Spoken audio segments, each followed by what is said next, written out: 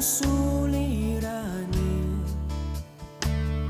lahat ay aking kakayanin, pagkat ikaw ay kapiling. Subukin man ng panahon, mananatili sa'yo,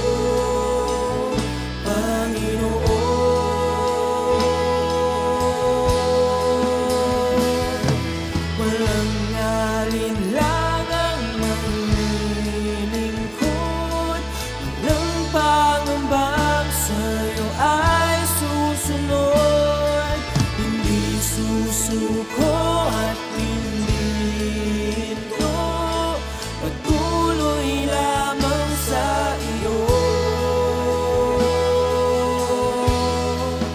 Panginoon.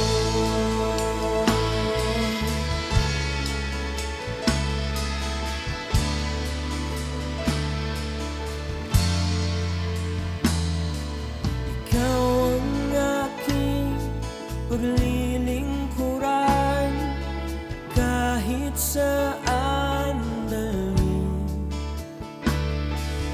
Ikaw ay lagi kung susundin, anuman ang suliranin, lahat ay aking kakayanin, pagkat ikaw ay kapiling. Subukin man ng panahon, mananatili sa'yo, Panginoon.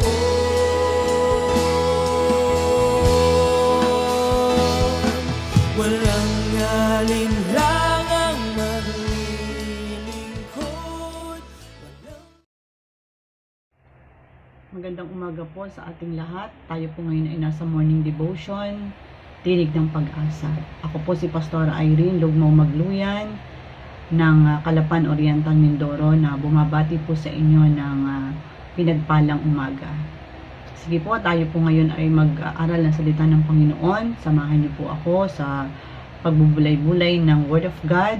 At ang ating pong theme for this month ay matatagpuan pa rin sa Psalms 133 verse 1. It is all about unity. Hayaan niyo pong basahin ko ito. Sabi po dito, how wonderful it is, how pleasant for God's people to live together in harmony. Napakaligaya at kahanga-hanga sa ating pangmasid, ang nagkakaisa at laging sama-sama na magkakapatid. Tayo po'y manalangin. Father, in the name of Jesus and by the power of the Holy Spirit, patuloy po kaming lumalapit sa iyo sa umagang ito. Lord, pinupuri at itinataas ang iyong dakilang pangalan dahil walang ibang Diyos, Lord, na dapat sambahin kundi ikaw lamang. Patawarin niyo po kami sa lahat ng aming mga pagkukulang, pagkakamali. Lord, cleanse us by your blood, O God, and make us holy and acceptable before thee, Lord. At hayaan mo, Lord, na sa aming pong pag-aaral ng iyong salita, Lord, ikaw ang mataas, ikaw ang maparangalan. Dahil, Lord, nais po namin na ikaw ang mapapurihan sa aming mga buhay. Holy Spirit, be our teacher sa araw na ito. Sa iyo po ang papuri sa pangalan ni Jesus. Amen and amen. So, sabi nga po doon sa ating binasang theme verse natin for this month of November, ano po na napakagandang pagmasdan, ano po na ang magkakapatid ay sama-sama, nagkakaisa, ano po, at sabi nga po, katulad sa isang pamilya, kapag ang isang pamilya, andon ang magandang samahan nila, andon yung kanilang pagkakaisa, ay marami pong nagagalak, no? Kahit hindi sila magpatotoo na sila ay mga Christian, ano, mga born again Christian, pero kung nakikita sa kanilang actuation, nakikita sa kanilang mga kilos, gawa na yung pagkakaisa bilang isang pamilya, nagsusunuran, nagmamahalan, na po walang pag-aaway, walang sigawan, walang sigalot, ay marami pong napapagpala.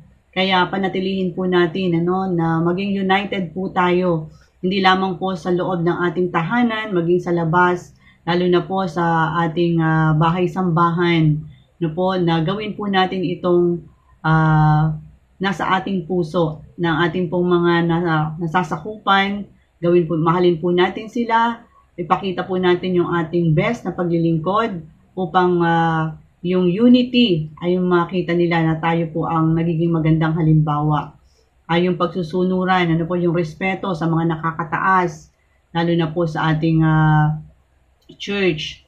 Dapat po andun yung respeto natin sa ating bishop, ano po sa ating reverend, sa ating mga pastors, leaders and workers, no, sino man po sila, mababang uri man ng tao, pero dapat maipadama po natin ano, yung pag-ibig, no po yung ating puso mailapit natin sa kanila. Sa ganon, madali po nating mabuild ang isang relasyon na may pagkakaisa.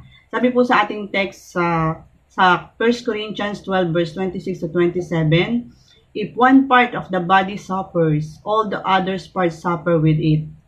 If one part is praised, all the parts share its happiness. All of you are Christ's body and each one is a part of it. So sabi po doon, kapag daw po ang isang bahagi ng katawan, ano po ay nasasaktan, ang lahat ay nasasaktan. Pero kapag daw po ang isang bahagi nito ay napapapurihan or napaparangalan, ang buong katawan po ramdam ito. Ano po? So, ano po ang ibig sabihin dito ng Book of Corinthians? Nasabi po doon, kapag po daw sa isang bahagi natin, no, sa atin pong katawan, halimbawa, sumasakit yung ngipin mo, di po ba ramdam ng buong katawan? Parang pakiramdam mo, ang sakit na rin ng ulo mo, nanghihina na yung katawan mo, yung iba't ibang parts ng katawan mo, kasi nga merong isang sumasakit sa katawan. No, para din po ba yan sa ating church? Kapag po sa isang body of church, meron pong isang leader o isang lingkod ng Panginoon na nagsasuffer siya sa isang bagay, nararamdaman po ito ng congregation. No po? Lalo na po ang pastor na humahawak dito. Kaya mas maganda po na, sabi nga ay dahil isang katawan tayo sa ating Panginoon, ano po, tayo po ay nababind ng pag-ibig na nagmumula sa Kanya, dapat andun po yung sama-sama tayo sa isang layunin. Ano po yun? Yung paglingkuran natin ng Diyos at magkaroon tayo ng unity. Amen? Sabi doon, it is impossible to serve God to the best of our abilities while we are divided from each other. When we are caught up in our quarrels, it distracts from our true purpose of seeking first the kingdom of God. So, totoo naman po ito. Napaka-imposible na maglingkod ka sa Panginoon, na maibigay mo yung best mo, na po na pagsiserve sa Kanya, kung tayo po ay may division sa isa't isa. Po, at sabi nga, merong pag-aaway-away. Nakaka-distract po ito sa tunay na purpose mo. Ano po ba yung purpose natin? Ano yung paglingkuran po natin ng Diyos? Hanapin natin ang Kanyang kaharian. So, magagawa daw po natin ito kung tayo po ay free sa mga ganitong mga bagay na hindi kalooban ng Lord. No po, na mag-serve tayo kay God ng wala pong reservation, na naibibigay po natin yung the best natin sa Panginoon. Na wala po tayong nasasagasaang tao, wala po tayong nasasaktan na tao. Amen? So, sabi po dito, sa ating title, How to Promote Unity in a Church. Paano po ba natin may susulong ang pagkakaisa sa isang bahay-sambahan? Sabi po, number 1, encourage each other. Sabi po ng Ephesians 4 verse 29, do not use harmful words, but only helpful words, the kind that build up and provide what is needed, so that you say, will do good to those who hear you. So ano po sabi doon? Huwag daw po tayong gumamit ng mga masasakit na salita po, kundi yung mga makakatulong. Hindi yung mga salitang makakatulong doon sa mga makakapakinig. At makapag-build up daw po tayo, no? ng magandang, sabi po doon, build up and provide what is needed. So that what you say will do good to those who hear you. Yun. So, kailangan makapag-build up daw po tayo ng maganda. No, para doon sa mga nakakapakinig sa atin ay magiging kaaya-aya ito sa kanilang pandinig. No po, at mapapagpala sila. So, tayo pong mga anak ng Diyos, dapat po tayo ay aware sa ating mga binibitawang pananalita. Hindi po natin alam, meron po pala diyang isang nag-o-observe kung anong klaseng pastor tayo, kung anong klaseng lingkod tayo. So, gamitin po natin yung mga words na makapagbibigay ng encouragement po sa ating mga nakakausap, lalo na po kung siya ay problemado, may mga kabigatan. Kapag narinig po niya yung mga encouraging words natin, ay yung problema niya, malilimutan niya. At ang tatanim sa kanyang kaisipan, yung mga salita ng Diyos na ibinibigay natin sa kanya. Sabi po ng Galatians 6 verse 9, so let us not become tired of doing good, for if we do not give up, the time will come when we will reap the harvest. So wag daw po tayong mapagod na gumawa ng mabuti at wag tayong susuko. Sapagkat sa tamang panahon, kung ano yung ating itinanim, yun po yung ating aanihin. So, magtanim lang po tayo ng magagandang bagay, lalo na po sa ating mga kapatiran, sa ating mga mahal sa buhay. Gawin po natin kung ano yung mabuti, kung ano yung nakalulugod sa Panginoon. Hindi naman tayo naglilingkod sa tao, kundi sa Diyos. So, kung alam natin na ito ay tama, ipagpatuloy natin, i-pursue natin yung ating magandang layunin. Sabi nga po doon, kung may isang servant ng Diyos na nanghihina, i-lift up natin siya. Encourage natin siya. Kung may mga backsliders tayong mga kakilala or kaibigan na lumayo sa Panginoon dahil sila ay nasaktan, maaring natisod, So, ipag-pray po natin sila na makabalik sa Panginoon. Encourage natin sila. I-text, i-chat po natin, padalhan po natin ng mga Bible verses na kung saan palilip up po yung kanilang spirit. At ang number 2, ang sabi po doon, be prayerful. Maging mapanalanginin po tayo. Sabi po ng James 5, verse 16, so then, confess your sins to one another and pray for one another so that you will be healed. The prayer of a good person has a powerful effect. Amen. So, sabi po doon ay, i-confess daw po natin ang ating mga kasalanan sa bawat isa. Kung may nagkasala, kung meron mga nakagawa ng mali, kung meron kang isang mapagkakatiwalaang tao, kausapin mo siya. I-confess mo sa kanya kung ano yung nagawa mong pagkakamali at pagkukulang. Then, mag-pray kayo after na mag-confess mo yung iyong mga pagkakamali, mag-pray kayo sa isa't isa, Sabi nga doon, so that you will be healed. Kung ano man yung sugat na meron ka, kung ano man yung sakit na meron ka, ang sabi ng Biblia, gagaling, dahil sa iyong ginawang action, yung ginawa mong movement, na pagsisisi sa iyong mga kasalanan. At tandaan natin, sabi nga na ang panalangin ng taong matuwid ay napaka-mabisa nito, napaka-powerful nito.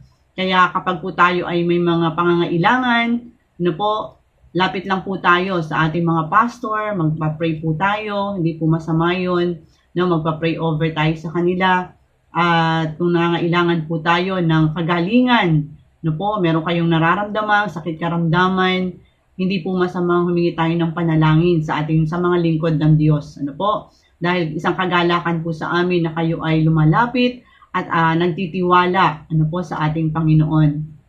Sabi po dito, prayer is one of the greatest tools God gives us, both for talking to the Father and for interceding for one another.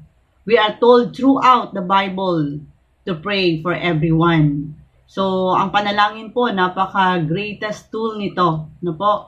Para po tayo ay, sabi nga po doon, ang Diyos ang nagbibigay sa atin, ang nakikipag-usap sa atin kapag po tayo nananalangin. Ang Diyos Ama ang nakatingin sa atin. And si Jesus nag-i-intercede po para sa atin, sa ating mga kahilingan sa God the Father. So, mas maganda po na ito'y ating ini-apply sa ating sarili. At ang sabi din po doon, if we aren't praying as much as we are complaining or gossiping, then we are contributing to large problem. So, kapag daw po tayo hindi nananalangin, kapag tayo ay puro complain, puro nalaan po tayo pagreklamo or gossiping, kapag po tayo ay inuuna po natin yung mga ganitong bagay, so tayo po daw ay nagko-contribute na malaking problema sa ating maaring sa bahay-sambahan o sa ating pamilya. So napakahalaga po ng panalangin po. Kung meron po tayong problema, kung meron po tayong mga kabigatan, wala pong iba tayong dapat unahin, kundi ang lumuhod sa Panginoon. Na po, humingi tayo ng tulong sa Diyos kung ano ang dapat nating gawin at ito ituturo sa atin ng Panginoon. Sabi nga po doon is, prayer is the best weapon to win to the unseen battle. Na po, so ang isa daw pong panalangin ay napakabisang sandata para po tayo ay manalo sa mga hindi natin nakikitang kalaban. Kaya ugaliin po natin maging prayerful. Na po, lagi po tayong, sabi nga po ng 1 Thessalonians 5 verse 17, pray without ceasing. Po, manalangin tayo ng walang patid. Lalo na po sa panahon ngayon. Talagang sabi nga po ay may mga kaguluhan na nangyayari. Minsan di natin maunawaan yung nangyayari sa ating kapaligiran. Pero kapag tayo po, kilala natin ang ating Panginoon, alam natin kung sino tayo sa kanyang harapan, yung identity natin bilang anak niya, ay hindi po tayo mababalisa. Po, hindi tayo magugulumihanan dahil kilala natin ang Diyos natin pinaglilingkuran. No, na kapag tayo tumawag, ang sabi ng Jeremiah 33 verse 3, call unto me and I will answer thee and I will show you great and mighty things which you do not know. No po, kaya pag tumawag tayo sa Diyos, tutugunin po tayo ng Panginoon.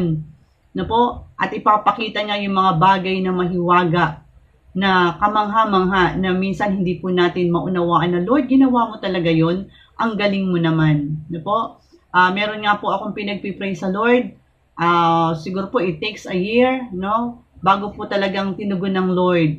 At ako po ay sobrang na-blessed, nung tumugon ng Panginoon sa panalangin na yon. At alam ko po na dahil sa kapangyarihan ng Panginoon, dahil nakikita niya yung ating pagluha sa Kanya every time na tayo lumalapit, wala pong magawa ang Lord kundi ito ipagkaloob. Bagamat hindi po agad-agad, no, may mga panalangin po tayo na hindi agad tinutugon ng Lord dahil meron po, tandaan po natin, meron tayong answer na yes, may wait and no. So, minsan, siguro nagtatagal, pero sabi nga po nandun tayo sa waiting time, na kailangan gusto ng Lord makita na nagtsatsaga tayo sa pananalangin, na niluluto natin sa prayer yung ating hinihingi at in His perfect time, ibibigay niya ito sa atin. Amen? Wag lang po tayong susuko, wag tayong give up sa pananalangin kasi ito po yung susi para po tayo ay magtagumpay sa ating buhay. O maging kaakibat na po natin ang pananalangin.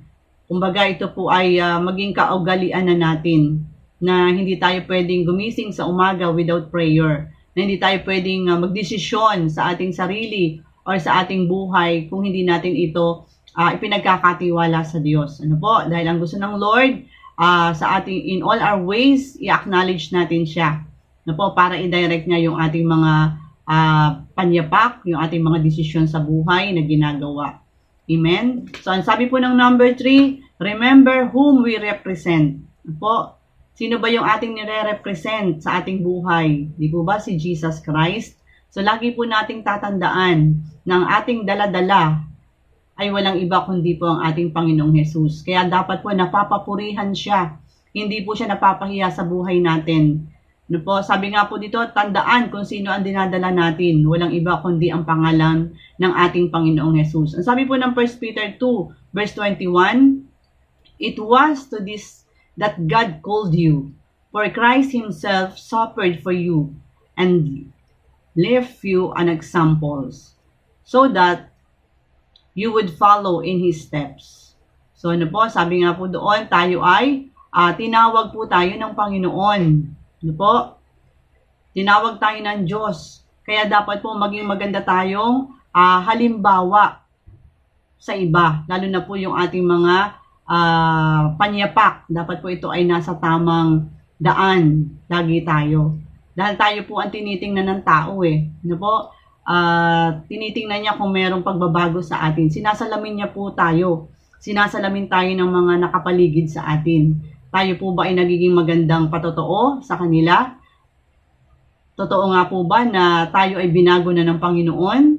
No po? Kaya dapat po yung mga bagay na ito ay maging maingat tayo no po, sa ating pananalita, sa ating pagkilos, sa ating mga ginagawa, no, yung ating mga actuation. Dapat po may nakikita tayong pagbabago dahil wala pong ibang matataas at mapapasalamat at mapapapurihan dito kundi ang ating Panginoon.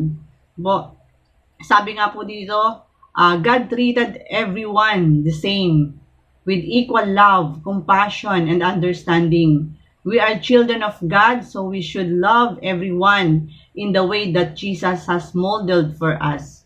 No? So tayo daw po ay mga anak ng Diyos, kaya dapat mahalin natin ang bawat isa. Katulad ng pagmamahal na ginawa ng Panginoon sa bawat tao ano po, na nakasalamuhan niya. Ang Diyos po, noong mga panahon na yon, no po, na si Jesus Christ andito pa sa lupa, di po ba, pag siya ay humahayo, hindi naman siya namimili ng tao. Hindi niya pinipili kung ito ay mahirap, kung ito ay mayaman. No? Pantay-pantay lamang ang tingin niya sa tao. Kaya gusto ng Panginoon, ganun din po tayo. Huwag po nating tingnan na, ito, mas pinapabura natin kasi kilala siya sa lipunan. Kasi may pera siya. Ito, isinasantabi lang natin itong isang ito kasi hindi naman talaga siya asset sa church. Ano po? Kumbaga, ang gusto po ng Panginoon ay maging fair yung ating treatment sa bawat isa. Ano po, para po maipakita natin na ang talagang ating nire-represent ay walang iba kundi ang ating Panginoon. Nakikita sa ating mga mabubuting gawa. Sabi po ng Philippians 3 verse 20, we, however, are citizens of heaven, and we eagerly wait for our salvation, the Lord Jesus Christ, to come from heaven. So, sabi mo nga po doon, di ba, tayo po ay citizens ng heaven, mamamayan ng langit. Ano po? Tayo po ay temporary lamang dito sa mundong ito.